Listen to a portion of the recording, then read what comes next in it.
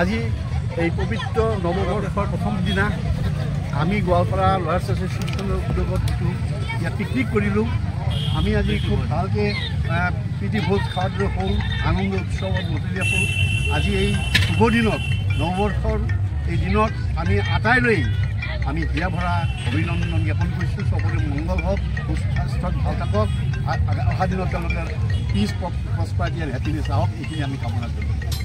সদৌ অসম উকিল সন্থাৰ উপ সভাপতি সন্মানীয় আমজাদ আলী ছাৰ লগত আমাৰ দেখা হৈছে। গতিকে নতুন বছৰ উপলক্ষে আপোনাৰ আজি বিশেষ বাৰ্তাটো কি হ'ব ছাৰ? সকলো ৰাইজলৈ মোৰ নতুন বছৰৰ শুভেচ্ছা থাকিল। আশা ৰাখিলোঁ এই নতুন বছৰত বহুত উৎসাহ উদ্দীপনাৰে আৰু দেশৰ উন্নতি কামনা কৰি সংহতি আৰু একতা ৰক্ষা কৰি যাতে আমি সকলোৱে চলিব পাৰোঁ আৰু এইভাৱে যাতে দেশখন আগবাঢ়ি যায়, সমাজৰ যাতে উন্নতি হয়, এইবিলাক কামনাৰে মই ক'ব বিচাৰিছোঁ আজিৰ দিনটো খুব তাৎপৰ্যপূৰ্ণ দিন। এই দিনত আমি সকলোৱে একত্ৰিত হোৱাটো উচিত আৰু ইউনিটি ষ্টেণ্ডছ ডাইভাৰ্ছ ফলছ, গতিকে আমি ইউনাইটেডলি সকলোৱে একত্ৰিত হৈ থকা উচিত আৰু সকলোৱে এই দিনত আমি আমাৰ অসমৰ তথা সমাজৰ উন্নতিৰ কাৰণে কামনা কৰা উচিত। প্ৰথমে মই সকলোকে নৱবৰ্ষৰ শুভেচ্ছা জ্ঞাপন কৰিছোঁ।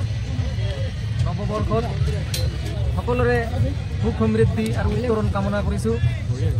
আৰু আমাৰ আজি লয়াৰ্ছ এছ'চিয়েশ্যন গোৱালপাৰাৰ পিকনিক পাৰ্টি আছিলে উৰ্পদ বিলত। ইয়াতে আহি পৰিৱেশটো চাই যথেষ্ট ভাল লাগিছে। এনেও আমি মাজে মাজে আহি ইয়াত ফুৰি থাকোঁ, কিন্তু পিকনিক হিচাপে আজি পিকনিক খাবলৈ আহিলোঁ। আহি যি প্ৰাকৃতিক পৰিৱেশ দেখিলোঁ বিলৰ, খুব ভাল লাগিছে।